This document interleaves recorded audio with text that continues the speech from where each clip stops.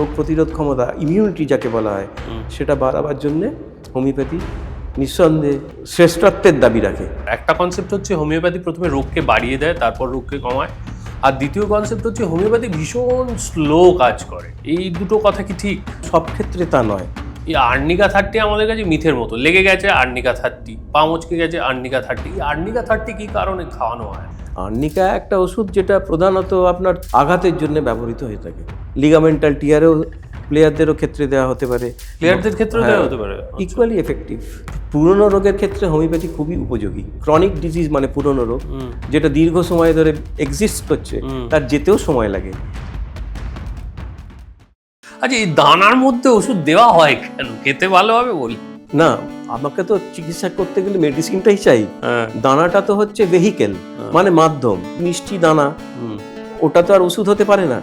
তাহলে আসল কাজ হচ্ছে ফিজিশিয়ানের। রিকোয়ার্ড মেডিসিন ওই পিলস মানে দানায় ঢেলে ওগুলোকে সিক্ত করে তারপর জীবে প্রয়োগ করা হলো। হোমিওপ্যাথি দিয়ে কি ক্যান্সার সারানো যায়? অবশ্যই চালানো যায়। অনেক ক্ষেত্রে দেখা যায় রোগটা সেরেও যায়, পেশেন্ট অনেক দিনের জীবনও ফিরে পেল, কিন্তু তাকে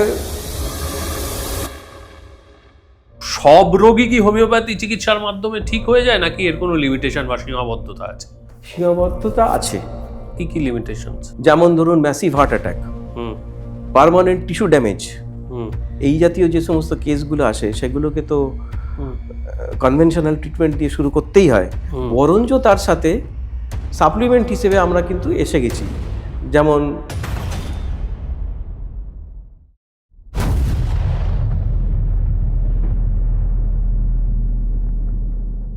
hello and welcome to time and right podcast with Sourav. অনেকদিন পর আজকে একদম নতুন ধরনের একটা পর্ব।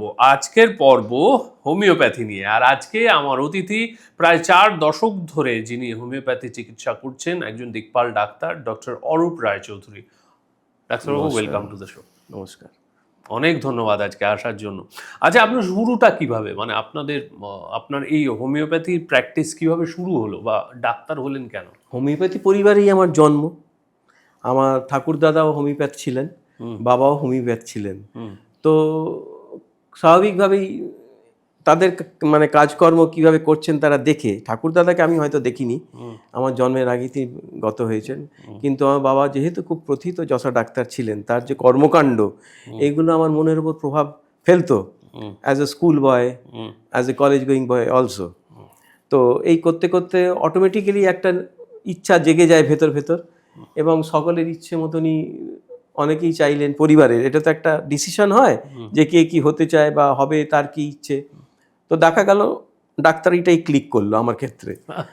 তো ডাক্তারি যখন ক্লিক করে, আমি একজন বিজ্ঞানের ছাত্র ছিলাম, তো আমি সেইভাবে পড়াশুনো শুরু করে ধীরে ধীরে ধীরে ধীরে এগিয়ে গিয়ে আমার এই আপনার আচ্ছা, হোমিওপ্যাথির শোনা যায় যে অনেক সময় অনেকগুলো ঘরানা হয়, তো আপনাদের কি এরকম কোনো স্পেসিফিক ঘরানা আছে? অবশ্যই আমরা মিহিজাম ঘরানা পড়ি, একটা বিশ্ববিখ্যাত ঘরানা এটা। এই ঘরানাটা নিয়েই আমরা এগিয়ে গেছি এবং আমরা রেজাল্ট পাচ্ছি। আচ্ছা, প্রথমে আমাকে একটা জিনিস বলুন যে আমরা যেহেতু মোস্টলি ওই অ্যালোপ্যাথি ট্রিটমেন্টের উপর নির্ভরশীল আজকের যুগে, সেই জন্য অনেক সময় বলা হয়ে থাকে যে হোমিওপ্যাথি ব্যাপারটা কতটা ওষুধ সে সম্পর্কে কারো কোনো ধারণা নেই। আচ্ছা, হোমিওপ্যাথি কি জাস্ট বিশ্বাস? না, এটা তো একেবারেই নয়। কারণ হোমিওপ্যাথি মেডিসিনগুলো দিয়ে যে রোগ ট্রিটমেন্ট করা হয় সেগুলো তো দেখা যায় সম্পূর্ণভাবেই সেরে যাচ্ছে। তো কেবলই যদি বিশ্বাস হয় মনের, তাহলে ওষুধের কাজটা কে করবে? সেই ক্ষেত্রে হোমিওপ্যাথি কি করে শুধু বিশ্বাস হতে পারে? It is purely a medicinal system. Medicinal system. আচ্ছা, মানে এটা অ্যালোপ্যাথির থেকে কিভাবে ডিফারেন্ট? অ্যালোপ্যাথি থেকে এটা অনেকভাবেই ডিফারেন্ট, যেটা পর্যায়ক্রমে বোঝাতে হবে। দুটো একেবারে ভিন্ন ধর্মী। আচ্ছা, অ্যালোপ্যাথি কিভাবে আমাদের অ্যালোপ্যাথি সরাসরি রোগকে তার সিমটোম্যাটোলজি দেখে রোগ নির্ধারণ করে রেখে নাম দিয়ে তার স্পেসিফাইড মেডিসিনগুলো আছে। হোমিওপ্যাথিটা একটু অন্য ধরনের। এখানে টোটালিটি অফ সিমটম ইন্ডিভিজুয়ালাইজ করা হয়। প্রতিটা মানুষের ক্ষেত্রে একই রোগ লক্ষণ এক একজনের ক্ষেত্রে আলাদা হতে পারে। সেই রোগ লক্ষণগুলোর উপর নির্ভর করে ওষুধগুলো সিলেক্ট হয়। ওষুধগুলো সেইভাবে তৈরি, তার ক্যারেক্টারিস্টিক সিমটম যেগুলো আছে সেইগুলো ধরে ধরে আমরা ক্যারেক্টারিস্টিক সিমটম বলতে আপনি কি বোঝাচ্ছেন? নির্দিষ্ট বস্তুর কতকগুলো থেকে যে মেডিসিনগুলো তৈরি হয় তার কতগুলো নির্দিষ্ট সিমটম থাকে যেগুলো কেবলই তার মধ্যেই পাওয়া যায়, আচ্ছা, মানে অন্য সাবস্টেন্সের মধ্যে, অন্য ওষুধের মধ্যে সেটা পাওয়া যাবে না। সাপোজ একটা বেলেডোনা, তার কিছু ক্যারেক্টারিস্টিক সিমটম আছে, সেটা কখনোই আপনার হাইপারিকামের মধ্যে পাওয়া যাবে না। মানে বেলাডোনার কি কি ক্যারেক্টার? বেলেডোনা বেসিক্যালি ইনফ্ল্যামেটরি কন্ডিশনগুলোকে কমায়, অ্যাকিউট পেইনগুলোকে কমায়, তার পেনের কতগুলো ধরন আছে এই রকম। হোয়ারেজ হাইপারিকাম যখন কাজ করবে, সে মেইনলি পেনের জন্য যদি কাজ করে, তখন সে নার্ভের ওপর দিয়ে নার্ভের ব্যথাগুলো কমাবার চেষ্টা করবে। আর একটা কনসেপ্ট হচ্ছে, দুটো কনসেপ্ট আছে রাদার। একটা কনসেপ্ট হচ্ছে হোমিওপ্যাথি প্রথমে রোগকে বাড়িয়ে দেয়, তারপর রোগকে কমায়। আর দ্বিতীয় কনসেপ্ট হচ্ছে হোমিওপ্যাথি ভীষণ স্লো কাজ করে। এই দুটো কথা কি ঠিক? এখন রোগকে বাড়িয়ে দিয়ে রোগকে কমায়, এটাই যদি ফোকাস করা যায় তাহলে সব ক্ষেত্রে তা নয়। এইবার বলি, suppose a patient arrives with 104 degree 105 degree Fahrenheit temperature, fever নিয়ে এলো, আপনি কি তাকে তখন ওষুধ দিয়ে আরেকটু বাড়িয়ে দিয়ে তারপর কমাবার কথা ভাববেন? সে তো ভাববেন না। বা বিশাল তার হাম বেরিয়ে গেছে, তার হাম কি, তাকে হামগুলো ভালোভাবে বেরোতে দিতে হবে, তার জন্য ওষুধ আছে, কিন্তু অনেক বাড়িয়ে দিয়ে তারপর কি তাকে কমানো হবে? তা তো আর হয় না, তাহলে তো একটা বিপদের আশঙ্কা থেকেই যায়। সেই জন্য এটা পুরোপুরি সব ক্ষেত্রে কাজ করে না। কিছু চর্মরোগের ক্ষেত্রে দেখা যায় well selected homeopathy medicine aggravate করে, মানে একটু বাড়ায়, কিন্তু সেই বৃদ্ধিটা কোনো ভয়েরও কারণ নেই, এবং সেটা ওষুধটা ডিসকন্টিনিউ হয়ে গেলে ওটা নিজে নিজেই আবার চলে যায়। এটা ফার্স্ট পয়েন্ট। না, আমি এখানে এটাকে একটু এলাবোরেট করি। মানে চর্মরোগ বলতে কি ধরনের? সেটা যা খুশি হতে পারে, এক্সিমা হতে পারে আপনার, মূলত এক্সিমা এবং ওই জাতীয় রোগ যেগুলো ফাঙ্গাল। এটা এই নয় যে ধরুন কারো খোস পাঁচড়া নিয়ে এসেছে, তাকে আরো বাড়িয়ে দিয়ে, সেগুলো ও ক্ষেত্রেও কিন্তু ওইটা প্রযোজ্য হবে না। কোনো মানুষের এক্সিমা হয়েছে, সেটা সেই লোকটা কি করে বুঝবে, বা সেই পেশেন্ট কিভাবে বুঝবে যে তার এক্সিমা হয়েছে? প্রথমে সে ডাক্তারের কাছে যাবে। না, প্রথমে তার সিস্টেমের, আমরা জানি এক্সিমা হলে ওই চুলকোয়, আর কি হয়, আর কি দেখে বোঝা যায়? খুব সিম্পল এবং আর্লি একটা লক্ষণ, কিন্তু ধীরে ধীরে জায়গাটাতে তো রোগটা দানা বাঁধবে। চামড়াটার মধ্যে আমরা আস্তে আস্তে দেখবো তার ইরাপশনস হচ্ছে, তার ডিসচার্জ হচ্ছে, সেই ডিসচার্জগুলো শুকোচ্ছে, ঝরছে, তার মধ্যেও আবার অনেক রকম আছে, কোনোটা ড্রাই টাইপ হয়, কোনোটা ময়েস্ট টাইপ হয়। আচ্ছা, কি কত রকমের এক্সিমা আছে? এক্সিমা নর্মালি ক্লিনিক্যালি তো 5-7 ধরনের আমরা দেখেই থাকি, তো সেগুলো তো দেখে বুঝতে হবে। যে মানে এই যে আপনি বলছেন ড্রাই টাইপের হয় কোনোটা ওয়েট টাইপের। শুষ্ক যেগুলো ড্রাই, সেগুলো তো কোনো এক্সুডেশন মানে ডিসচার্জ কিছু থাকে না। সেগুলো চামড়াটা শুকনো, খসখসে, কখনো রংটাও একটু অন্যরকম হয়ে গেছে, খালি চুলকুনির উপর নির্ভর করছে। বেশি চুলকু দিলে হয়তো দেখা যাচ্ছে আঁচড়ের মতন একটু রক্ত আসছে। ওয়ারেজ আরেকটা টাইপ যেটা আছে, ওটা হচ্ছে ময়েস্ট টাইপ, ও দিন রাত তার মধ্যে থেকে হয়তো উজিং হচ্ছে, পরিষ্কার করে দিলেন ভালো লাগলো, কিছুক্ষণ পর আবার দেখলেন জায়গাটা স্যাঁতস্যাঁতে হয়ে গিয়ে ড্রুলিং হচ্ছে। ড্রাই এক্সিমার ক্ষেত্রে আপনারা কি কি ওষুধ ব্যবহার করে থাকেন সাধারণত? অ্যান্টিনক্রুড 200, আর্সেনিক 200, পেট্রোলিয়াম 200, মিজিরিয়াম 200, থুজা 30-200, যেগুলো এগুলো হচ্ছে কনভেনশনাল ড্রাই টাইপের। ওয়েট টাইপে চলে গেল গ্রাফাইটিস, খুব প্রধান ওষুধ। এই যে থুজাটা বলেন, থুজা তো অনেক কিছুতে ব্যবহার করেন আপনারা, বোধহয় আঁচিল টাচিল হলে আঁচিল খসানোর জন্য কি থুজা ব্যবহার করা হয়? হ্যাঁ, এই থুজা ওষুধটা কি কি কাজে লাগে? থুজা একটা বেসিক্যালি আমাদের অ্যান্টিসাইকোটিক রেমেডি। আমাদের রোগের তো সোরা, সিফিলিস, সাইকোটিক 3টে ধারা আছে, তার উপরে কি কি ধারা আছে? সোরিক, সিফিলিটিক, সাইকোটিক। আচ্ছা, এই তিনটেকে একটু যদি ইলাবোরেট করেন। 3টে আলাদা আলাদা রোগের স্টেম, তো এর উপরেই সমস্ত রোগ ভান্ডার যত আছে এগুলো ডিভাইড করা যায়। তো থুজা একটা সাইকোটিক রেমেডি, যার সঙ্গে এই চর্মরোগগুলো ডিপলি রিলেটেড। ঘামাচি হলে সেক্ষেত্রে কি ওষুধ ব্যবহার? ঘামাচি হচ্ছে প্রিকলি হিট, যেটা তো মূলত আপনার গরমকালেই হয়। অ্যান্টিনক্রুড বেস্ট মেডিসিন ঘামাচির। চোখ কান বুঝে দেওয়া যেতে পারে, dose variable, ranging from twice daily to thrice daily, or even 4 times daily, as per the case be. ওটা কয়েকদিনের মধ্যেই কন্ট্রোল হয়ে যায়। আর আমাদের ছোটবেলা থেকে একটা ওষুধ বোধহয় সবাই খেয়েছে, যে কোনো কিছু হলেই বলতো আর্নিকা 30। এই আর্নিকা 30 আমাদের কাছে মিথের মতো লেগে গেছে। আর্নিকা 30 পা মচকে গেছে, আর্নিকা 30। এই আর্নিকা 30 কি কারণে খাওয়ানো হয়? মানে আর্নিকা একটা ওষুধ যেটা প্রধানত আপনার আঘাতের জন্য ব্যবহৃত হয়ে থাকে। সে যে ধরনের আঘাতই হোক, অল্পই হোক বেশিই হোক, লিগামেন্টাল টিয়ারেও প্লেয়ারদেরও ক্ষেত্রে দেওয়া হতে পারে, প্লেয়ারদের ক্ষেত্রেও দেওয়া হতে পারে, ইকুয়ালি এফেক্টিভ। তো প্লাসিবো হচ্ছে কি নিষ্ক্রিয় পদার্থ, দেখতে একেবারে ওষুধের মতন, কিন্তু তার কোনো ওষুধের গুণাবলী নেই তার মধ্যে, তো ওই দিয়ে তো সারবে না রোগ। তো প্লাসিবো বা মনের বিশ্বাস যাই হোক না কেন, তাই দিয়ে তার রোগ সারবে না। হোমিওপ্যাথি মেডিকেটেড পিলস যেগুলো অ্যাপ্লাই করা হয় বা অন্য মাধ্যম যেমন জলে মিশিয়েও দেওয়া হয় কিংবা সুগার অফ মিল্কেও দেওয়া হয়, তো ওগুলো তো ওষুধ কাজ করে যায়। ফিভারের কথা বললাম, মিজলস, এছাড়াও তো বহু আছে, যেমন ধরুন dog bites, poisonous insect stings, কামড়ালো মৌমাছিতে, অ্যাক্সিডেন্ট হলো, হঠাৎ কেটে গিয়ে গভীর রক্ত যেখানে স্টিচের দরকার, সেখানে আমরা মাদার টিনচারের প্রয়োগে সুন্দরভাবে স্টিচের কাজটা করে দিতে পারি। অন্তত আমি করেছি, বহু করেছি, একাধটা নয়। মানে ওই স্টিচ না করে স্টিচের জায়গায়, হ্যাঁ, homeopathy is boundless, but there are limitations. আচ্ছা, লিমিটেশনস বলতে কি কি লিমিটেশনস? সব জায়গায় হোমিওপ্যাথির প্রয়োগটা কি এখনো প্রচলিত? যেমন ধরুন massive heart attack, permanent tissue damage, এই জাতীয় যে সমস্ত কেসগুলো আসে সেগুলোকে তো কনভেনশনাল ট্রিটমেন্ট দিয়ে শুরু করতেই হয়। বরঞ্চ তার সাথে সাপ্লিমেন্ট হিসেবে আমরা কিন্তু এসে গেছি, যেমন সিমটম কন্ট্রোল করা, আপনার মেন্টাল স্টেটটাকে ঠিক মতন ধরে রাখা, উন্নতি করানোর পেশেন্টের কোনো উইদাউট এনি সাইড ইফেক্টস, কাজে লাগছে। হোমিওপ্যাথিতে কি সাইড এফেক্ট আছে না নেই? ঠিকভাবে বলতে গেলে প্রথাগতভাবে যদি চিকিৎসাটা হয় তাহলে ওর কোনো সাইড এফেক্ট নেই। যেমন ধরুন কোনো একটা বিশেষ রোগের ওষুধ খেতে গেলে আরেকটা, যেমন একটা কোনো ব্যথার ওষুধ খেতে গেলে পেট খারাপ হয়ে যাবে, এটাই তো সাইড এফেক্ট, অনেকেই জেনে থাকেন। ওই জাতীয় জিনিসগুলো আমাদের নেই। আমাদের তো প্রপার ইন্ডিভিজুয়ালাইজ করে মেডিসিনটা সিলেক্ট করা হয়। তার শরীর, তার গঠনগত, তার মানসিক, তার লাইফস্টাইল, তার শারীরিক সব কিছু দেখে প্রতিটা মানুষের ক্ষেত্রে আলাদা আলাদা মেডিসিন হয়। তো সুনির্বাচিত মেডিসিন যদি হয় তার কোনো সাইড এফেক্ট বলে কিছু হয় না। তবে যদি কেউ কোনো উচ্চ শক্তি সম্পন্ন ওষুধ দীর্ঘদিন ভুলভাবে খেয়ে যান, তাহলে তার মধ্যে সেই ওষুধের গুণাগুণগুলো প্রকট হয়ে যাবে, হতে পারে, হতে দেখা গেছে। একটু যদি এক্সাম্পল দেন।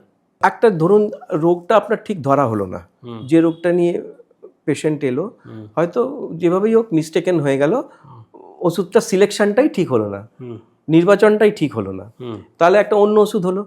তো সেই ওষুধটা যদি কোনো সুস্থ, হোমিওপ্যাথি থিওরি কি বলে, যে বস্তুটা কোনো সুস্থ শরীরে কোনো সিমটম প্রডিউস করতে পারে, সত্যিকারের যখন কোনো রোগ আসে ওই জিনিসটাই কম মাত্রায় যদি তাকে দেওয়া যায় ডাইলিউটেড ফর্মে, সেই রোগটা সেরে যেতে দেখা গেছে। তো এখানে ধরুন রোগ এক, ভুল সিলেকশনে আরেকটা ওষুধ, তার সিমটোম্যাটোলজি আলাদা, আর সে খেয়েই যাচ্ছে হাই পাওয়ারে, তখন সেই ওষুধ যার পক্ষে যেটা হবে সেই সিমটমগুলো প্রডিউস হবে সেই মেডিসিনটার। এটাকে সাইড এফেক্ট বলা হয় না, তবে অনেকে এটাকেই ভাবে। তো নর্মালি এটার কজন দেখা যায়, সবাই তো ভালো ভালো ওষুধই দেন, ঠিকই নির্বাচন করেন, কোথাও কোথাও ভুল হয়, এগুলো তো টেকনিক্যাল ব্যাপার। আচ্ছা, সবাইকে কি একই ওষুধ দেওয়া হয় এক রোগের জন্য? একদমই নয়। একই রোগ নিয়ে যদি দুজন মানুষ আসেন তাদের আলাদা আলাদা মেডিসিন হবে। আচ্ছা, কিরকম যদি একটা করে এক্সাম্পল দিয়ে বলেন। যেমন ধরুন মাথা ব্যথা নিয়ে কেউ এলো, কারোর ঠান্ডা লেগেও মাথা ব্যথা হতে পারে, কারোর স্ট্রেসেও মাথা ব্যথা হতে পারে। তো এবার ঠান্ডা লেগে যার মাথা ব্যথাটা হলো তার একরকম ওষুধ হবে, আর যে স্ট্রেসের মধ্যে এলো তার একরকম ওষুধ হবে। তারপর তাকে দেখা গেল তার সঙ্গে তার পেট খালি থাকলো, মানে খিদে পেলে কি বেড়ে যায়, সে কি খুব টায়ার্ড অ্যান্ড লিস্টলেস, মানে নিস্তেজ হয়ে পড়ছে কষ্টের সময়, না খুব অ্যাংশাস এবং রেস্টলেস হয়ে পড়ছেন, তো এইগুলো তফাৎ হয়ে যায়। তো যার যেটা তার ক্ষেত্রে সেই ওষুধটাই প্রয়োগ হবে। আচ্ছা, হোমিওপ্যাথি কি ধরুন দীর্ঘদিনের রোগ বা ক্রনিক যে রোগ তার জন্য বেশি প্রয়োগ করা হয়? না, সেখানে রোগটা কি আগে জেনে তারপর তার ওষুধটাকে নির্বাচন হবে, তার সঠিক পাওয়ার নির্বাচন হবে, সঠিক ডোজেজ নির্বাচন হবে, সঠিক রিপিটেশন নির্বাচন হবে। এইভাবে করতে করতে দেখা যাবে ধীরে ধীরে ধীরে ধীরে রোগটা কমের দিকে চলে যাচ্ছে। পুরনো রোগের ক্ষেত্রে হোমিওপ্যাথি খুবই উপযোগী। আচ্ছা, ক্রনিক ডিজিজ মানে পুরনো রোগ যেটা দীর্ঘ সময় ধরে এক্সিস্ট করছে, তার যেতেও সময় লাগে, সেই মতন তার চিকিৎসা পদ্ধতিও আলাদা। আচ্ছা, এই তিনটে জিনিসেরই আমি একটা খুব লুসিড বা সাধারণ মানুষের বোঝার মতো একটা এক্সাম্পল চাইবো। আপনি বললেন পাওয়ার, ফ্রিকোয়েন্সি আর সিলেকশন অফ ডোসেজ। পাওয়ার মানে পাওয়ার বলতে আমরা দেখি অনেক কিছু, কোনোটা 30 বলা হয়, 60 বলা হয়, এই কি? এইগুলো হচ্ছে হোমিওপ্যাথিক ডাইলিউশন যখন করা হয় তখন এক একটা ফেজের মধ্যে দিয়ে যখন যায়, হুম ওটা তো সিরিয়ালভাবে ডাইলিউশন করা হয়, নিয়ে সাক্কাশন করা হয়, সেটা বুঝিয়ে দিচ্ছি। হুম তো তার থেকে পাওয়ারটা আসে। হুম তো পাওয়ার এবং পাওয়ারের মধ্যে 2-3 রকমের পাওয়ার হয়। একটা হচ্ছে খুব লো পাওয়ার, যেমন 3, 6, 30-র মধ্যে পড়লো, তারপরে চলে যায় 200, তারপরে চলে যায় 1000, তারপরে চলে যায় 10,000 10M, তারপরে চলে যায় 1,00,000। তো এটা বাই দি প্রসেস অফ পোটেন্টাইজেশন। হোমিওপ্যাথির যেটা মূল, কিভাবে ওষুধটা তৈরি হয়, যে কোনো একটা মেডিসিনাল সাবস্টেন্স পদার্থ, তাকে প্রথমে অ্যালকোহল হুম ডাইলিউট করে তার মাদার টিনচার প্রিপেয়ার হয়। এবার সেই মাদার টিনচারটার একটা পার্ট নিয়ে এবার 3টে স্কেলে হোমিওপ্যাথি হয়। একটা ডেসিমেল স্কেল, একটা সেন্টিসিমাল স্কেল শতকের, একটা হচ্ছে মিলিসিমাল স্কেল হুম 1000-এর হিসেবে। তো আমি দুটো বুঝিয়ে দিই, প্রথমে দুটো বোঝালেই পরেরটাও ওইভাবে বোঝা যাবে। তো ডেসিমেল স্কেলে যদি হয়, যেটা হয় ফার্মাকোলজিক্যাল প্রসেস, ওটা কি হলো, যে 1 part of the medicinal substance mixed with 9 parts, মানে 10-এর হিসেব তো 1:9 1:9 করে তাকে একটা প্রসেস বলা হয় সাক্কাশন, সিভিয়ার জার্কিং, যেটা আগেকার দিনে আমার হাতে করা হতো 10 বার। তারপর সে পৌঁছে গেল 1 পাওয়ারে অফ দ্যাট স্কেল, মানে ডেসিমেল স্কেল। আচ্ছা এবার ওই 1 পাওয়ারের 1 পার্ট নিয়ে আবার 9 পার্টস অফ অ্যালকোহল দিয়ে আবার 10 বার আপনি সাক্কাস করুন, তাহলে ওই ওষুধটা 2 পাওয়ারে গেল। 2x অ্যাব্রিভিয়েশন হবে 2x, x হচ্ছে 10-এর হিসেবে। আবার 1 পার্ট নিলেন, আবার 9 পার্ট অ্যালকোহল দিলেন, আবার 10 বার সাক্কাস করলেন, ওটা গেল 3rd পাওয়ারে। তো ইট ক্যারিজ অন। তো এই সিরিয়াল, তো এতে হচ্ছে কি serial diminution of the medicinal substance with activation of the quality of that medicine. Okay এটাই হচ্ছে প্রধান। তো এইভাবে ডেসিমেল স্কেলে হয় 1 থেকে 9 নিয়ে, সেন্টিসিমেল হয় 1:99 নিয়ে, মিলিসিমেলে হয় 1:999 নিয়ে। এইভাবে প্রিপেয়ার হলো। তো এর থেকে হলো 3x, সেন্টিসিমেল একইভাবে যান 1:99 করলে ওখানে 1 2 3 করে করতে করতে 30 গেল, তারপরে 200 গেল। এই আচ্ছা, এই যে ধরুন জ্বর সর্দি কাশি এই সমস্ত জিনিসের ক্ষেত্রে আমরা যেমন অ্যালোপ্যাথিতে আমরা সবাই জানি কি খাবো, মোটামুটি ওভার দ্য কাউন্টার গেলাম, ওটা বললাম, খেলাম, কমে গেল। এইটাকে হোমিওপ্যাথির ক্ষেত্রে কি ম্যাজিক্যাল এফেক্ট আছে? আছে, ম্যাজিক্যাল এফেক্ট আছে। অন্তত আমি 40 বছর এটা তো সবসময় করছি, আগেও করেছি। আচ্ছা, করে করেই তো আজকে আমি এই জায়গায় এসে গেছি। তো একটা আমাদের যে জায়গাটা আছে সেখানে পিপল প্রচুর অ্যালোপ্যাথিক, তাদের ফ্রি প্রিভিলেজ আছে রেল কোম্পানি, ওইসব ছেড়ে আমাদের কাছে আগে আসবে to get relief. Magical effect আছে। বিশেষ করে বাচ্চাদের তো আরো বেশি, ও তো কিছু বলতে পারে না, করতে পারে না, সব মানে যে কোনো বয়সেরই বলুন, ওগুলো তো বুঝে নিতে হয়। সেই মতন করেই এরকম কনসেপ্টটা আছে, যদি হোমিওপ্যাথি ওষুধ খাওয়া শুরু করে কেউ, তাহলে তাকে অন্য সমস্ত ওষুধ খাওয়া বন্ধ করে দিতে হয়। এটা কি ঠিক? না, এটা একদমই ঠিক নয়। কারণ হচ্ছে হোমিওপ্যাথি তার নিজের পথে চলবে। যে একটা বিশেষ রোগ লক্ষণ নিয়ে এলো কেউ, চললো, কিন্তু তার তো ভেতরে আরো অনেক অসুখও থাকতে পারে। যেমন তার হাই ব্লাড সুগার আছে, হাই ব্লাড প্রেশার আছে, যেগুলো সে অতদিন ধরে tuned to the conventional system of medicine. তো সেক্ষেত্রে সে কি করবে, একটা টাইম ম্যাপ রাখবে দুটো পদ্ধতির মধ্যে নিয়ে, সে দুটোই চালাতে পারবে। দুটোই চালাতে পারে।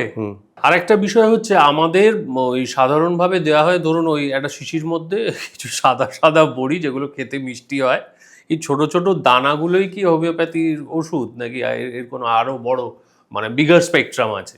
অনেক বিগার স্পেকট্রাম আছে। ওটা তো কিছুই নয়, ওটা তো খালি শুরুটা আমরা যা দেখি যে জিভে দিয়ে দেওয়া হলো। আচ্ছা, এই দানার মধ্যে ওষুধ দেওয়া হয় কেন? খেতে ভালো হবে বলে? না, আমাকে তো চিকিৎসা করতে গেলে মেডিসিনটাই চাই।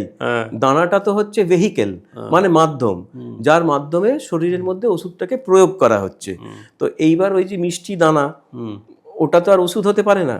তাহলে আসল কাজ হচ্ছে ফিজিশিয়ানের, ডাক্তারের। তিনি প্রথমে রোগ নির্ণয় করবেন, তারপর তার পেশেন্টের রোগ লক্ষণগুলো দেখবেন, তার শারীরিক, মানসিক, ইমোশনস, তার লাইফস্টাইল, এইগুলো দেখবেন, যার উপর বেস করে হোমিওপ্যাথি ওষুধগুলো আছে। সেই মেডিসিনটা উনি সিলেক্ট করলেন, করে রিকোয়ার্ড মেডিসিন ওই পিলস মানে দানায় ঢেলে ওগুলোকে সিক্ত করে তারপর জিভে প্রয়োগ করা হলো। ওষুধটা শরীরে জীবের মাধ্যমে চলে যাবে। আচ্ছা, হোমিওপ্যাথি কি শুধু রোগ দেখে না, রোগের সঙ্গে মানুষটাকেও দেখে? রোগটাকে দেখে, রোগের হয়তো নামও বলে দেয়, কিন্তু বেসিক্যালি তিনি তার উপরেই কিন্তু থেমে থাকেন না, বরঞ্চ তিনি তার বাকিগুলো যেগুলো বললাম, তার টোটালিটি, মানে তার শারীরিক, মানসিক, তারপরে ইমোশনাল, তারপর তার লাইফস্টাইল, সবগুলোই তিনি কনসিডার করে তারপর তিনি তার সিলেকশনে আসেন কোন মেডিসিনটা তিনি কোন পাওয়ারে, মানে কত শক্তিতে, কি ডোজে দেবেন, মাত্রায় দেবেন। কোনো মানুষের ক্ষেত্রে হোমিওপ্যাথি ওষুধের একই ওষুধ কি সারা জীবন চলতে পারে? অবশ্যই নয়। হ্যাঁ, হোমিওপ্যাথি চিকিৎসা চলছে, রোগটা সেরে গেল, রোগ লক্ষণগুলো চলে গেল, মানে টু রিস্টোর টু হেলথ। একটা ডিজিজড পার্সনকে হেলথে রিস্টোর করাটাই হচ্ছে ট্রিটমেন্টের কাজ। যখন রোগ লক্ষণগুলো চলে গেল, মানুষটা সুস্থ হয়ে গেল, তখন ওষুধের প্রয়োজন ধীরে ধীরে কমে গেল, ওষুধ বন্ধ হয়ে গেল, সারা জীবন খাওয়ার কোনো প্রয়োজন হলো না। হোমিওপ্যাথি দিয়ে কি ক্যান্সার সারানো যায়? অবশ্যই সারানো যায়। এর মধ্যে কতগুলো ব্যাপার আছে। কোন স্টেজে আপনার কাছে ক্যান্সার রোগী এলো, প্রথম স্টেজ আর দ্বিতীয় স্টেজ, যেখানে সবে দানা বেঁধেছে বা তার প্রাথমিক লক্ষণগুলো ক্যান্সারের যা যা হয়ে থাকে বিভিন্ন রকমের, সেগুলো হোমিওপ্যাথিতে ওয়েল ম্যানেজড। এবং অনেক ক্ষেত্রে দেখা যায় রোগটা সেরেও যায়, পেশেন্ট অনেক দিনের জীবনও ফিরে পেল, কিন্তু তাকে সুপারভিশনে থাকতে হবে তার ফিজিশিয়ানের। তবে থার্ড এবং ফোর্থ স্টেজ ক্যান্সারের যেটা লেটার স্টেজগুলো, যেখানে অনেক কষ্টগুলো বেড়ে যায়, হাই হাই করে রোগটা একদম বাড়তেই থাকে কন্ট্রোলবিহীন, সেখানে হোমিওপ্যাথির প্রয়োগ অতটা কাজের নয়। সিম্পল প্যালিয়েশন হতে পারে, প্যালিয়েশন অর্থাৎ রোগের কষ্ট থেকে সাময়িকভাবে তাকে আরাম দেওয়া যেতে পারে। আমি অনেক এরকম করেছি, কিছু ব্রেস্ট ক্যান্সার ফিমেলের, কিছু পেটের ক্যান্সার, একজন 80 বছর বৃদ্ধার মহারাষ্ট্রের, তাকে মানে ডিস্টেন্ট ট্রিটমেন্টেই একজনকে 8-9 মাস বোধহয় বাঁচিয়ে রাখতে পেরেছিলাম বাড়তি, মানে যখন হি ওয়াজ জবাব দিয়েছে, যে কথাটা জবাব দেওয়া বলে অন্য সিস্টেমে। আর ব্রেস্ট ক্যান্সারও সে ছেলেটি এসেছিল, একমাত্র সন্তান তার মায়ের, তাকেও বলেছে এবারে, মানে কথাগুলো সেইভাবে যে তুমি আশা ছেড়ে দিতে পারো, তখন এসেছিল, তারপরেও সে মাস চারেক তিনি টেনেছিলেন। অতএব থার্ড ফোর্থ স্টেজে মুশকিল আছে। আর রেডিওথেরাপি যদি হয়ে যায়, রেডিওথেরাপির পর বিশেষ একটা স্কোপ থাকে না, কারণ ওষুধটা তো কোনো একটা টার্গেট অর্গান থাকবে, সেটাই তো পুড়িয়ে দেওয়া হয়। সেই ক্ষেত্রে কার ওপর কাজ করবে গিয়ে, এটাই ধরে নিতে হয়। আচ্ছা, ইন্টারনেট দেখে কি নিজের হোমিওপ্যাথি চিকিৎসা করা সম্ভব? এখন আজকের গুগলের যুগ, সবাই মোটামুটি গুগল করে নানান রকম হাব ডাক্তার আমরা সবাই হয়ে গেছি গুগল দেখে দেখে। তো ইন্টারনেট দেখে কি হোমিওপ্যাথি চিকিৎসা করা সম্ভব? ডাক্তার হিসেবে বলবো একেবারেই নয়। তার কারণ হচ্ছে রোগী তো ইন্টারনেটটা দেখলো, কতগুলো মেডিসিন বার করে ফেললো, সে তো তার রোগের কোনো মূল্যায়ন করতে পারলো না। আর ইন্টারনেটেও যে সমস্ত ইনফরমেশনগুলো থাকে সব ক্ষেত্রে মেলে না। তো ফলে কেউ যদি না, আর কার হোমিওপ্যাথি প্রথম রুল যেটা বলছে যে treat the patient not the disease, অর্থাৎ আপনি তাকে ইন্ডিভিজুয়ালাইজ করলেন, ওই মানুষটাকে একদম একটা সেগ্রিগেট করে একটা পয়েন্টে এনে তার রোগ লক্ষণগুলো দেখে চিকিৎসা হচ্ছে। ইন্টারনেট তো ওইভাবে আপনাকে দিচ্ছে না।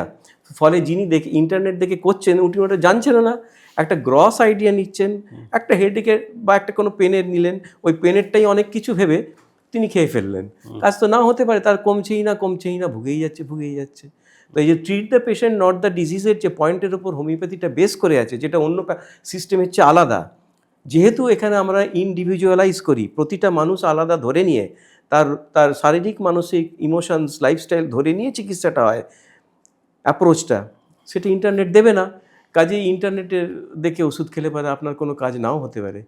ইন্টারনেট কোথায় আপনাকে হেল্প করবে, ও একটা ইনফরমেশন দেবে একটা রোগের সম্বন্ধে, যে আপনি একটা এইটা হয়েছে, তুমি এই ভাবতে পারো, তার বেশি কিছুই নয়।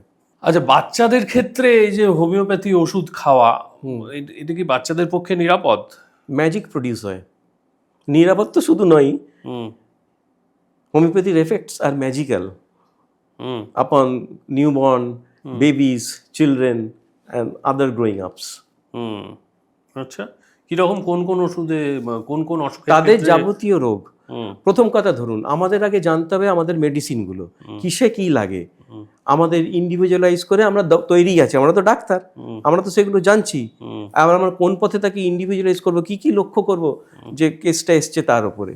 এবার ধরুন একটা 3 মাসের বাচ্চা কি 5 মাসের বাচ্চা, সে কথা বলতেও শেখেনি, কিছুই জানে না, তার হয়তো তখনও সে ভালো করে মাথাটাও ধরে রাখতে পারে না। একটা কান্নাকাটি করতে এলো, তো কাঁদছে কেন? ইনসেসেন্ট ক্রাইম, কান্না থামানো যাচ্ছে না, কোনো অবস্থাতেই হচ্ছে না। তখন কি হবে? তখন তো তাকে ওষুধ দিয়ে কমাতে হবে। আমরা ওষুধ দিয়ে সেইগুলো কিছুক্ষণের মধ্যেই আয়ত্তে এনে তারপর তাকে সম্পূর্ণরূপে কমিয়ে দিতে পারি। আচ্ছা, I have done hundreds of cases like this. মানে বাচ্চাদের ক্ষেত্রে যে কথা বলতে পারছে না তার ক্ষেত্রে বোঝেন কি করে? কান্না শুনে তো কান্না তো কান্না। কান্না তো কান্নাটা হয় না, কান্না নিশ্চয়ই কোনো হ্যাপিনেসের সাইন নয়, না, ওর মধ্যে কোনো একটা কষ্ট তো বর্তমান আছে। এবার সেটা পেটের ব্যথা না মাথা ব্যথা সেটা বুঝছেন কি করে? বোঝার কোনো দরকার নেই, কিন্তু একটা ডিসকমফোর্ট হচ্ছে, হুম, কিন্তু মনে হচ্ছে একটা ডিসকমফোর্ট হচ্ছে ভীষণ রকমের, তখন তার অ্যানালগাস মানে তার সঙ্গে রিলেটেড আমার যে মেডিসিনগুলো আছে, হুম, কান ব্যথা, পেট ব্যথা, হয়তো তারও হয়তো ঠান্ডা লেগেছে, তার মাথা ব্যথা করছে, তো সেই মেডিসিনগুলো যেমন দেওয়া হলো, তার একটা উদাহরণস্বরূপ বলে দিচ্ছি, ক্যামোমিলা আমাদের একটা ওষুধ, যেগুলো এই সমস্ত বাচ্চাদের ক্ষেত্রে ইউজ হয়, ক্যামোমিলা বুড়োদের ক্ষেত্রেও ইউজ হয়, ক্যামোমিলা অন্য অন্য ক্ষেত্রেও ইউজ হয়, ব্যথা কমাবার ক্ষেত্রেও ক্যামোমিলা দিলে ইনস্ট্যান্টলি ফ্রিকোয়েন্ট রিপিটেড ডোজে হুম, উপশম হয়ে যায়। এছাড়াও ধরুন ফিভার, সেটা তো বোঝা যাচ্ছে ফিভার, হুম, জ্বর নিয়ে এসে এসেছে, হ্যাঁ। তার জ্বর কমাতে হবে, তার হয়তো ডায়রিয়া হয়ে গেছে, তার ডায়রিয়াটা সারাতে হবে, হুম, এইরকম তার হয়তো ধরুন রক্তমাশা হয়েছে, সারাতে হবে, হুম। এই জন্য এইভাবে বাচ্চাদের উপর। কিন্তু এক্ষেত্রে কি কোনো ভুল ধারণা আছে বাচ্চাদের ওষুধের ক্ষেত্রে? ওই যে লোকে ভাবে হুম, যে কাজ করবে না, হুম, সময় নেবে, এটা কেবলই তো চিনির দানা, হুম, এইগুলো সম্পূর্ণ ভুল ধারণা, যেগুলো আমরা টোটালি মানে আমাদের প্রাইভেট প্র্যাকটিসের লাইফে হ্যাঁ, এলিমিনেট করে দিয়েছি। হ্যাঁ। এই বাচ্চার ঠিক আগে একদম ছোটদের ব্যাপারে যেহেতু বললাম, প্রেগনেন্ট অবস্থায় যখন কোনো মহিলা গর্ভবতী থাকেন তখন হোমিওপ্যাথি ওষুধ খাওয়া কি নিরাপদ? দেখুন, কমন কনসেপ্ট হচ্ছে হোমিওপ্যাথি যেহেতু প্রাকৃতিক, ন্যাচারাল, এর কোনো কিছু বিরূপ প্রতিক্রিয়া হবে না, যেগুলো কনভেনশনাল মেডিসিনের রিস্ক হ্যাজার্ডস আছে সেটা সবাই জানে প্রায়, প্রসূতি মা যখন সেই তো তার জ্ঞান আছে, কিন্তু তার এই জ্ঞানটা নেই যে হোমিওপ্যাথি মানেই যে ভেষজ কিছু হবে না তা নয়, এটা তো একটা মেডিসিনাল সিস্টেম, হুম, এবং কিভাবে প্রিপেয়ার হচ্ছে না হচ্ছে এগুলোর এর মধ্যে একটা তলিয়ে দেখার, যেগুলো পাবলিক দেখবে না, সাধারণ মানুষ কখনোই দেখবে না, বুঝবেও না, তার জন্য ডাক্তার আছে। তো এই গর্ভবতী মহিলা যদি এই ওষুধগুলো খেয়ে ফেলেন না জেনে, এর এমন এমন গুণও আছে যেগুলো ফিটাস মানে ডেভেলপিং বাচ্চা হুম, গর্ভে বা গর্ভের ওপরও এফেক্ট হয়, ইউটেরাসের ওপরও, তো সেই এফেক্টগুলো ইন্টার্ন দুটোর ওপরই পড়তে পারে, আইদার বাচ্চার, তো সে ক্ষতিকারক হতে পারে, সেই জন্যে ডাক্তার না দেখিয়ে কখনোই কোনো ওষুধ খাওয়া ঠিক নয়, হোমিওপ্যাথিতেও। আচ্ছা, তারপরে ট্রাইমেস্টারগুলো আছে, হুম, প্রেগন্যান্সিকে 3টে ভাগে ভাগ করা হয়, 3 মান্থস 3 মান্থস করে। এই যে ট্রাইমেস্টারগুলো, এই ট্রাইমেস্টারগুলো তো এক একটা ট্রাইমেস্টার এক একটা ফেজ, হুম, ডেভেলপিং ফেজ, তার মধ্যে সবই তো চেঞ্জ হচ্ছে, ও তো বাড়ছে, তো সেই ট্রাইমেস্টার অনুযায়ী হোমিওপ্যাথি মেডিসিনগুলোও কিন্তু আলাদা আলাদা। হুম, প্রথমেই যেটা ইউজ হবে সেটা যে থার্ড ট্রাইমেস্টার ইউজ হবে এর কোনো মানে নেই, ট্রাইমেস্টার অনুযায়ী ওষুধ আমাদের দিতে হয়, হুম, তো সেই ক্ষেত্রে কেউ যদি না জানে কি খেয়ে যাবে, তার তো উপশম কেন, তার তো কিছুই হবে না, উল্টে খারাপ হবে। ও যদি একটা পয়েন্ট নিয়ে চলে যে এটা মানে ভেষজ ভিত্তিক, এর কোনো ওই কনভেনশনাল মেডিসিনের রিস্ক হ্যাজার্ডসগুলো নেই, সেটা কিন্তু ভুল ভাবতে হবে, তাকে একজন ডাক্তারের কাছে যেতে হবে, কষ্টগুলো বলতে হবে, তিনি ঠিক ওষুধ করে তাকে সুস্থ করে তুলবেন বা সুস্থ রাখবেন আর কি। আমরা শারীরিক রোগের কথা বলছি এখনকার দিনে, বিকজ অফ আওয়ার লাইফস্টাইল, সমাজ ইত্যাদি কারণে প্রচুর মানুষের বিভিন্ন ধরনের মানসিক সমস্যা হয়, সেটাও তো এক ধরনের রোগ। তো মানসিক রোগের ক্ষেত্রে কি হোমিওপ্যাথি কোনো রকম হেল্প করতে পারে? অ্যাবসলিউটলি, হোমিওপ্যাথি ডিজাইন যে হয়েছে 200 বছর আগে, আপনি যদি ভেবে দেখেন এটা যে কত বৈজ্ঞানিক, হুম, সেটা কল্পনাও করা যায় না। মানসিক রোগের ক্ষেত্রে তো আমরা মানসিক রোগ স্টার্টিং ফ্রম অনিদ্রা ধরুন, বা কেউ খুব ঝগড়াটে, হুম, কেউ কোনো রকম পাগলামি করছে, কেউ কামড় দিচ্ছে, কেউ থুতু ফেলছে, হ্যাঁ, এই মানে লোকের গায়ে, এইসব তো ভেরিয়েশনস, এগুলো সবই কন্ট্রোলড হয়ে যায় হোমিওপ্যাথিতে। আচ্ছা, মেডিসিন সিলেকশনটা should be perfect, hmm. Dosage and its repetition. Homeopathy কি মানুষের ইমিউনিটি বা রোগ প্রতিরোধ ক্ষমতা নিয়ে কাজ করে, নাকি এটা একটু ভুল ধারণা? বেসিক কনসেপ্টটাই কিন্তু তাই। ভাইটাল ফোর্স মানে আমাদের জীবনী শক্তি, মানুষের জীবনী শক্তি, ভাইটাল ফোর্সটাকে উন্নীত করা, ভাইটাল ফোর্সটাকে রিস্টোর করা, যখন সেটা ডিরেঞ্জড হয়ে যায় অসুস্থতার কারণে মানুষের শরীরে, তাকে ওষুধ দ্বারা ফিরিয়ে এনে শরীরকে সুস্থ করে সচল করে নর্মাল শীতে তাকে চালিয়ে দেওয়া, এটাই তো হোমিওপ্যাথির লক্ষণ, মূল লক্ষ্য। কাজেই শরীরকে তার প্রতিরোধ ক্ষমতাকে বাড়িয়ে দেয় যে সমস্ত ওষুধ, বা ঠিক রাখতে সাহায্য করে যে সমস্ত মেডিসিন, সেইগুলোই কাজ করে। অতএব ভাইটাল ফোর্স এবং রোগ প্রতিরোধ ক্ষমতা, ইমিউনিটি যাকে বলা হয়, সেটা বাড়াবার জন্যে হোমিওপ্যাথি নিঃসন্দেহে মানে শ্রেষ্ঠত্বের দাবি রাখে। না, ইমিউনিটি এমনি নর্মাল কোর্সে ইমিউনিটির ওপরই তো মানুষের শরীরে সেরে ওঠাটা অনেকটা বেশি ডিপেন্ড করে। আপনারা ইমিউনিটিকে বাড়িয়ে দেন মানে কি বাড়ান, কিভাবে বাড়ান, যদি একটু ইলাবোরেট করেন। ভাইটাল ফোর্স, ভাইটাল ফোর্স কাকে হচ্ছে বলে? জীবনী শক্তি। আচ্ছা। জীবনী শক্তি যাদের হুম খুব স্ট্রং, হুম তাদের অটোমেটিক্যালি রোগ সংক্রমণের প্রতিরোধ ক্ষমতাটাও তো স্ট্রং। হুম হুম তো ভাইটাল ফোর্সকে আপনি যদি চাঙ্গা রাখতে পারেন, ভালো করতে পারেন, তাহলে পরেই তো আপনি ঠিক থাকলেন। তো ইনডাইরেক্টলি ভাইটাল ফোর্স ঠিক থাকা মানেই আপনার রোগ প্রতিরোধ ক্ষমতা, যেটাকে ইমিউনিটি বলা হয়, সেটা আপনার ঠিকঠাক চলছে, হুম হুম তাই তো? হুম হুম হুম তো অতএব একটা অসুস্থ মানুষকে তো সুস্থ করা, তার ভাইটাল ফোর্স রিগেন করা এক জিনিস, কিন্তু প্রোফাইল্যাক্সিস, প্রিভেন্টিভও যেগুলো আছে আমাদের, সেইগুলো এই ভাইটাল ফোর্স, এই জীবনী শক্তিকে উন্নত করার কাজটাই করে, যাতে ঠিক থাকে ইমিউন সিস্টেম, ডিফেন্স সিস্টেমটাকে আমাদের শরীরের চাঙ্গা রাখে। সব রোগী কি হোমিওপ্যাথি চিকিৎসার মাধ্যমে ঠিক হয়ে যায়, নাকি এর কোনো লিমিটেশন বা সীমাবদ্ধতা আছে? সীমাবদ্ধতা আছে, আছে। অবশ্যই। কারণ ধরুন একটা মেজর ম্যাসিভ হার্ট অ্যাটাক, সেখানে কত কুইক আপনি কাজ দিতে পারবেন সেই টাইমটুকুনি অনেক সময় পাওয়া যায় না। একটা ধরুন একটা মানে বিরাট স্ট্রিট অ্যাক্সিডেন্ট, যেখানে ইমিডিয়েট সার্জারির দরকার আছে, সেটা তো করতেই হবে। অনেক টিস্যু ড্যামেজ হয়ে গেছে শরীরে, যেগুলো তাড়াতাড়ি রিপ্লেসমেন্টের দরকার আছে, বা যেভাবেই হোক তাকে গঠন করতে হবে, সেখানে এই জায়গাগুলো তো হোমিওপ্যাথির স্কোপ, মানে হোমিওপ্যাথির স্কোপটা খুব লিমিটেড। সেটা বাদ রেখে কিন্তু তারপর ম্যানেজমেন্ট যখন শুরু হয়, এখানেই আসল বলার ব্যাপার। সেখানে একটা স্টেবিলিটি থাকার, সিমটমগুলো যাতে ভালোভাবে কন্ট্রোলড হয়, তার তখন যদি কোনো সাইড এফেক্ট না আসে, সেইখানে কিন্তু হোমিওপ্যাথির রোল বহুল প্রচলিত। আচ্ছা, মানে ধরুন অপারেশন হয়ে গেছে সাইমultaneous, তারপর যখন হয়ে যায় তখন রিকভারির সময় হোমিওপ্যাথির রোল আছে। রিকভারির সময় কেন, ডিউরিং দ্য কোর্স অফ ট্রিটমেন্টটা যে হলো, তার একটা মেয়াদ আছে, সেই মেয়াদের মধ্যেই অনেক সময় হোমিওপ্যাথি ঢুকে পড়ে আচ্ছা, ম্যানেজ করার জন্য। আচ্ছা, মানে তখন শুধু অনলি হোমিওপ্যাথি না, মানে অ্যালোপ্যাথিও চলবে, হোমিওপ্যাথি অনলি অ্যালোপ্যাথি নয়, তার সঙ্গে হোমিওপ্যাথিক সাপোর্টটা অ্যাড হয়ে যায়। আর একটা জিনিস বলুন, যে অনেক সময় বলা হয় যে ওই হোমিওপ্যাথি খেলে পেঁয়াজ খাওয়া যাবে না, টক খাওয়া যাবে না, এই এই জিনিসগুলো কি ঠিক? হ্যাঁ, কিছু কিছু এরকম মানে স্ট্রং রিএজেন্ট, যেরকম ধরুন পেঁয়াজ খুব তো ঝাঁঝালো গন্ধ, টক খুবই তো এইগুলো কি করে, এগুলো জানা যায় যে হোমিওপ্যাথিক মেডিসিনকে নিউট্রালাইজ করে দেয়, মানে কাজটা কেটে দেয়। আচ্ছা, ওকে ওকে। আচ্ছা, হোমিওপ্যাথি ওষুধ নিয়ে কোনো ভুল ধারণা আছে যেটা আপনি ভাঙতে চান? এখন ভুল ধারণা ডিপেন্ড করছে তো মানুষের উপর, কে কী ধারণা নিয়ে বসে আছে। কারোর তো অগাধ বিশ্বাস হোমিওপ্যাথিতে, সবেতেই সে হোমিওপ্যাথি খাবে, যেটা আমরা দেখি। আবার কেউ কেউ আছে ওই যে এই কথাগুলো বলে, কেবল চিনির দানা, জল, কাজ হবে না, দেরি করে কাজ হবে, এইগুলো তো সম্পূর্ণ ভুল ধারণা। এটা যেন একদিকের ভুল ধারণা, অন্যদিকের ভুল ধারণা কি, যে তারা তো জানেই না কী করে হোমিওপ্যাথিটা তৈরি হয়। এই যে প্রসেস অফ ডাইলিউশন, তারপরে সাক্কাশন, যেটা বোঝালাম একটু আগে, তারপর এই যে সিরিয়াল ডাইলিউশন করতে করতে পাওয়ারটা বাড়ছে, হোমিওপ্যাথি এইভাবে, সে সম্বন্ধে তো তার কোনো আইডিয়া নেই। তো এইগুলো জিজ্ঞাসা থাকলে বুঝিয়ে বুঝিয়ে ভেঙে দেওয়া যেতে পারে। আচ্ছা, ধরুন আপনি প্রায় 4 দশক ধরে প্র্যাকটিস করছেন, 40 বছরের প্র্যাকটিস।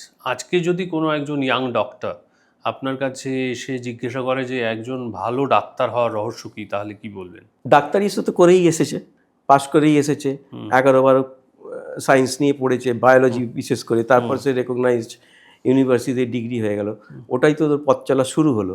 এইবার যে ক্লিনিকে এলো, প্রথম কাজ হবে মন দিয়ে রুগী দেখা, রুগীর সব কথা শোনা, রুগীর কষ্টের কাছে পৌঁছানো। পড়াশোনার মধ্যে নিয়মিত থাকতে হবে, সিনিয়র ফিজিশিয়ান যারা আছেন তাদের সঙ্গে কনসালটেশনে নিয়মিত থাকতে হবে, তবেই সে ধীরে ধীরে এগোতে পারবে। আচ্ছা, হোমিওপ্যাথি সম্পর্কে কি এমন কোনো জিনিস আছে যেটা মানুষ একেবারেই জানে না? হ্যাঁ, এটা মূলটাই হয়তো অনেকেই জানে না। থিওরিটাই বেস করে আছে সিমিলিয়া সিমিলিবাস কিউরেন্টার, যার অর্থ হচ্ছে let likes be treated by likes. এর মানে হলো কোনো একটা পদার্থ বস্তু যেটা সুস্থ শরীরে কোনো একটা রোগ সৃষ্টি করতে পারছে, তার তো লক্ষণ হলো সেই বস্তুটাই যদি খুব ক্ষুদ্র পরিমাণে ডাইলিউশনের মাধ্যমে তৈরি করে ওই লক্ষণগুলি নিয়ে যে পেশেন্ট আসবে তার উপর প্রয়োগ করা হয়, তখন দেখা যায় রোগটা সেরে যাচ্ছে। সেই জন্যই তাকে বলা হচ্ছে likes be treated by likes. তো এইটা তো অনেকেরই ধারণা নেই, তারা যাচ্ছেন ডাক্তারের কাছে, আমার এই হয়েছে, ডাক্তারবাবুই কিন্তু ভেতর ভেতর কাজটা সেরে নিচ্ছেন যে ওনাকে কি করতে হবে, বেসিক এইটাই। তারপরে ধরুন যেভাবে ওষুধ তৈরি হচ্ছে, পোটেন্টাইজ হচ্ছে, কিভাবে হচ্ছে, কোন যে শক্তিতে আমরা প্রয়োগ করছি, কোন স্কেলে, কত পাওয়ারে, এগুলো তো পেশেন্টের কোনো সাধারণ লোকের ধারণা থাকা সম্ভব নয়। এগুলোই মানুষকে জানানো প্রয়োজন। তারপরে ধরুন ভাবলো এর তো সাধারণ জিনিস, খেয়ে নেওয়া যেতেই পারে, কিন্তু তা নয়। প্রত্যেকটা জিনিসেরই একটা গুণ আছে। এবং হোমিওপ্যাথি বিশেষ করে খালি ভেষজ তো নয়, হোমিওপ্যাথি প্লান্ট কিংডম মানে ভেষজ, অ্যানিমেল কিংডম, মিনারেল কিংডম, তারপরে চাঁদ সূর্যর থেকে রশ্মি থেকে যেগুলো অ্যাক্টিভেট করা হয়, ইম্পন্ডিরেবিলিয়া বলা হয়, তাই সেগুলো সেই সমস্ত মানে সিস্টেমে মেডিসিনগুলো তৈরি করা হয়। তো এগুলো সাধারণ মানুষের জানার কথা নয়। যেমন ধরুন আমাদের মিনারেল কিংডম, গ্রাফাইট একটা মিনারেল, তার থেকে গ্রাফাইটিস এলো, জানলো না কিন্তু আমরা জানলাম। তারপরে ধরুন নসোড সার্কোড, নসোড হচ্ছে ডিজিজড অ্যানিমেল প্রোডাক্ট অফ, মানে ডিজিজড অ্যানিমেল আর হিউম্যান বিং, তার ডিসচার্জ, সিক্রিশন, তার কোনো টিস্যুয়ের থেকে যেগুলো হয়, যেরকম সরিনাম, মরবিলিনাম, মেডিসিনগুলোর নাম এগুলো। সার্কোড বলে একরকম ওষুধ হয় যেগুলো হেলদি টিস্যু থেকে নেওয়া হয়, হেলদি অ্যানিমেল টিস্যু থেকে তৈরি করা হয়। ইনসুলিনাম, থাইরয়েডিনাম, এইগুলো।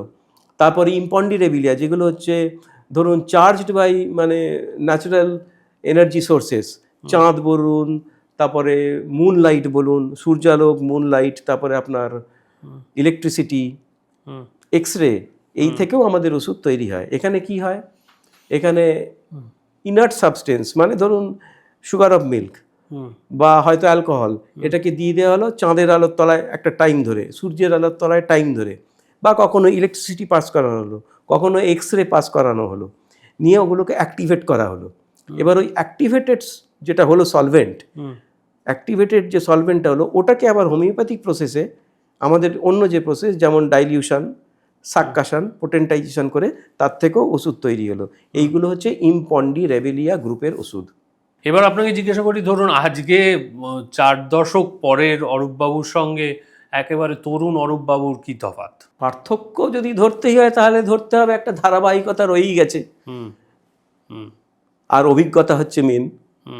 অভিজ্ঞতা 40 বছর আগেকার আর আজকের এই যে টাইম স্প্যানটা, এর মধ্যে দিয়ে যে এলাম, এতে আমার অভিজ্ঞতাটা অনেক অনেক গুণে বেড়েছে। আমার বাবাও একজন ডাক্তার ছিলেন, প্রথিতযশা, তো তাকে দেখে ভেবেছিলাম যে আমিও হলামও, কিন্তু যখন তার কাছ থেকে সব নিয়ে নিজে বসবো তখনই তিনি অকাল প্রয়াণ হলেন। ফলে কি হলো, আমার ডাক্তারি জীবনটা প্র্যাকটিক্যালি ড্রেস পরে নয়, কাঁচা পরেই শুরু হয়েছে। তো এই তারপরে এটা বলতেই হবে যে যিনি প্রথম ওই অবস্থায় আমার কাছে পেশেন্ট হিসেবে এলেন, তার যে আমার উপর আশা, ভরসা এবং বিশ্বাস নিয়ে এলেন, সেটা তো অনস্বীকার্য। প্রতিদিনই নতুন নতুন অভিজ্ঞতার মধ্যে দিয়ে চলেছি, এবং অভিজ্ঞতাই আসল, অভিজ্ঞতার শেষ নেই, নতুন নতুন জিনিস শিখেছি, আজও শিখে যাচ্ছি। আচ্ছা, হোমিওপ্যাথি কি আজকালকার যুগে অপ্রাসঙ্গিক হয়ে পড়ছে? এটা মোটেই নয়, এটা এক কথারই আনসার। এটা মোটেই অপ্রাসঙ্গিক নয়, বরঞ্চ প্রাসঙ্গিক। মানুষ এখন হোমিওপ্যাথির ওপর অনেক বেশি নির্ভর করতে শিখে গেছে এবং করছেও, এবং হোমিওপ্যাথিও সেই মতন ঠিক করছে। আপনাদের কাছে কি পেশেন্ট আসছে এখনো একই রকম বিশ্বাস নিয়ে? আমার জীবনে আমি 60,000 রেকর্ডেড পেশেন্ট দেখেছি, যদি সেটাই ধরতে হয়।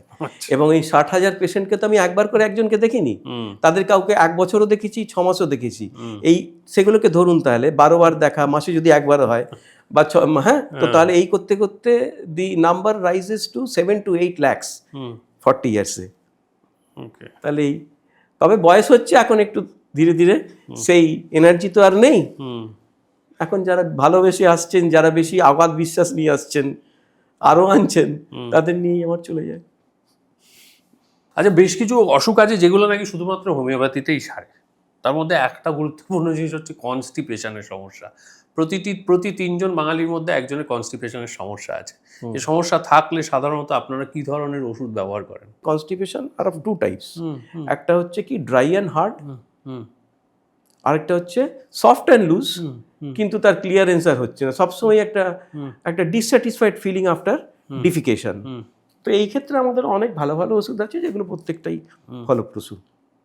নাক্স ভূমিকা দিয়ে শুরু করে এক একটা সাইডে এক এক রকম লুজ হলে পরে তার নাক্স ভূমিকা, সফট লুজ এই সমস্ত কার্বোভেজ আছে, নাক্স ভূমিকা আছে, লাইকোপোডিয়াম আছে, এগুলো ফ্রম মডারেট হার্ডনেস টু লুজনেসের দিকগুলো দেখে। আবার ড্রাই অ্যান্ড হার্ডে চলে গেলে তখন আমরা ব্রায়োনিয়া পাচ্ছি, সাইলিশিয়া পাচ্ছি, এইগুলো dry and hard type, plumbum metallicum পাচ্ছি, এইগুলো মেডিসিনগুলো আমরা নর্মালি ইউজ করি। আর একটা অসুখ আছে যে অসুখটা না সার্জারিতে সারে না অ্যালোপ্যাথিক মেডিসিনে সারে, সেটা একমাত্র বলা হয় হোমিওপ্যাথি দিয়েই একমাত্র ট্রিটমেন্ট করা সম্ভব, that is piles or fistula. এই এই এই দুটো বস্তু কি? What is piles and what is fistula? পাইলসের বাংলা অর্থ হচ্ছে অর্শ, হ্যাঁ, আর ফিস্টুলা হচ্ছে ভগন্দর। মানে একটাতে অর্শতে কি হয়, অর্শতে হয় ওই অ্যানাল অরিফিসে একটা লার্জ সোয়েলিং হয়, অথবা ছোট ছোট দানা হয় যেগুলো মটরশুঁটি বা কিশমিশ বা বড় বড়ও হয়ে যায়, অ্যাজ বিগ অ্যাজ আঙুর, সেটা একটাও হতে পারে, বাঞ্চও হতে পারে। এর নানান রকম প্রেজেন্টেশন পাইলসের হয় অ্যানাল অরিফিসের। তো এবার পাইলস ব্লিডিং হতে পারে, হ্যাঁ, এই পাইলস ব্লিডিং হয়, নন ব্লিডিং হতে পারে, পাইলস ব্লিডিং উইথ বার্নিং মানে জ্বালাসহ হতে পারে, অ্যান্ড পেন, এবং পাইলস শুধু ব্লিডিং হতে পারে, শুধু বার্নিং হতে পারে, বা শুধু আপনার পেনও হতে পারে। এটা একটা গ্রুপ গেল।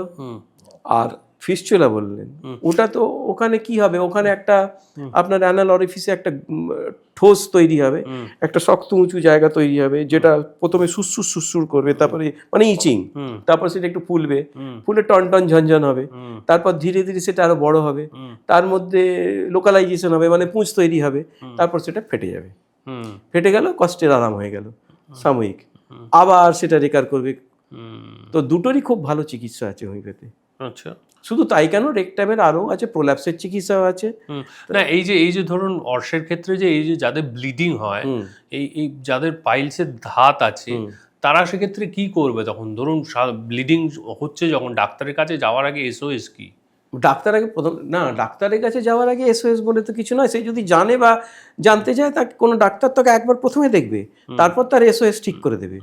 তো এসওএস এক ধরনের হচ্ছে, সেটা কি, তখন টেম্পোরারি ব্লিডিংটাকে স্টপ করা, এটাই তো প্রধান লক্ষণ। এটা ম্যাজিক্যাল এফেক্ট হোমিওপ্যাথিক মেডিসিনগুলোর আছে। আচ্ছা, ম্যাজিকের মতন, জাদুর মতন কাজ হয়।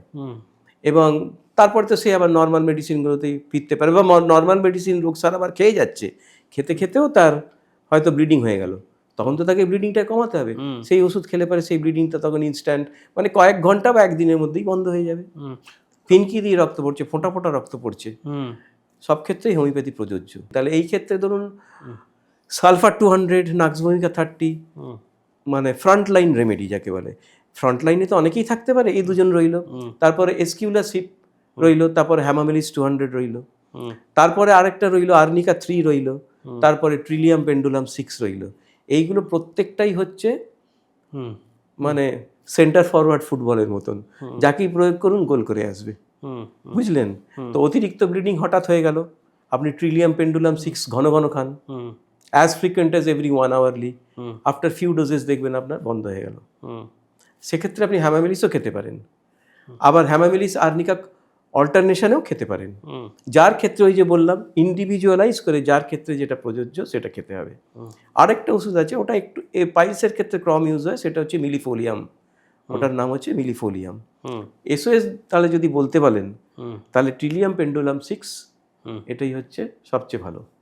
আর রোগের জন্য এসকুল্যান্টাইন, এসকিউলাসিপ, হ্যামামেলিস নির্দ্বিধায় খেতে পারা যায়, অথবা সালফার আর নাক্স ভূমিকা বদল করে অল্টারনেশনে নির্দ্বিধায় খাওয়া যেতে পারে, রোগ অনুযায়ী, তার লক্ষণ অনুযায়ী। আচ্ছা, যাদের এই ধরনের সমস্যা হবে তারা কি সেই সময়গুলোতে পাঁঠার মাংস খাওয়া বন্ধ করে দেবে? না, অ্যাকচুয়ালি রোগ যেহেতু বৃদ্ধিকারক, মাংস এবং ডিম, সেই জন্য চিকিৎসা চলাকালীন এগুলো সম্পূর্ণ বন্ধ থাকবে। আর আরোগ্য লাভের পর ডাক্তারের পরামর্শ নিয়ে সে একটু লিবারাল হওয়া যাবে। কখনো কখনো সে হয়তো খেতে পারে, কোনো নেমন্তন্ন গেল বা 9 মাসে 6 মাসে কম পরিমাণে খেয়েও দেখতে হবে যে তার বৃদ্ধি হচ্ছে কিনা, সেটা আমার সঙ্গে সঙ্গে রিপোর্ট করতে হবে। মূল কথা ডাক্তার আর রোগীতে একটা সবসময় কমিউনিকেশনের মধ্যে থাকতে হবে। আচ্ছা, ধরুন অনেকের আজকালকার যুগে খুব কমন প্রবলেম হচ্ছে অ্যাস্থমা বা হাঁপানির সমস্যা বা ব্রিদিং ট্রাবল। আমরা এখন অনেকেই আছেন যারা ইনহেলার নিই, তো হোমিওপ্যাথির ক্ষেত্রে কি হাঁপানির জন্য বা অ্যাস্থামার জন্য বা ব্রিদিং ট্রাবলের জন্য কোনো ওষুধ আছে? সুন্দর সুন্দর ওষুধ আছে, হুম মানে আর্সেনিক 6 তার মধ্যে প্রধান, হুম একোনাইট 200 একটা খুব ভালো ওষুধ, hmm hepar sulphur 6 hmm one of the primary remedies, hmm ipecac 30 lycopodium 30, এগুলো সব ফ্রন্টলাইন রেমেডি, ডিপেন্ডিং আপন কিসের ওপর, কস্টের কতটা ইন্টেন্সিটি হুম তার উপর নির্ভর করে ডোজেজটা ঠিক করতে হবে, ফ্রিকোয়েন্সিটা, হুম। কিন্তু কমবেই। না কিন্তু ওই যে আমরা এখন যেমন হঠাৎ হাঁপানির টান উঠলো, ইনহেলার নিলাম, কমে গেল। তো যার হঠাৎ হাঁপানির টান উঠছে, তিনি তো ওয়াকিবহাল যে তার রোগটা শরীরে প্রিভেল করছে। রয়েছে। তো তিনি যদি প্রথম থেকেই একটা চিকিৎসার মাধ্যমে থেকে যান হোমিওপ্যাথিতে, তাহলে তার রেকারেন্স অফ দ্যাট অনেকটাই মিনিমাইজড হয়ে যাবে, তাই তো? তা সত্ত্বেও তিনি তার খেতে খেতে ওনার এমার্জেন্সি পারপাসেও কিছু কিছু ওষুধ রাখলেন। একটা হাঁপানি কেন হয়? তার লাংসের প্রবলেম আছে, সর্দি বসে আছে বা সর্দি বেরোয়নি, বৃদ্ধি হচ্ছে, শ্বাসটান শুরু হয়ে গেল, সাঁই সাঁই সাঁই সাঁই, মানে শুতে পারছে না, বসে রাত কাটাতে হচ্ছে। এইসব ক্ষেত্রে হোমিওপ্যাথির দারুণ প্রয়োগ আছে। আচ্ছা আচ্ছা। আর একটা জিনিস খুব কমন, সেটা হচ্ছে অনেকের ডাস্ট অ্যালার্জি থাকে, অনেকের কটন অ্যালার্জি থাকে, নানান ধরনের অ্যালার্জি থাকে। বা ধরুন অনেকের আবার আছে চিংড়ি মাছে অ্যালার্জি, কারোর বেগুনে অ্যালার্জি। তো এই অ্যালার্জির ক্ষেত্রে কি হোমিওপ্যাথি কোনো কাজ করতে পারে? ওয়ান্ডারফুল এফেক্ট আছে হোমিওপ্যাথির এই রোগগুলোর উপরে।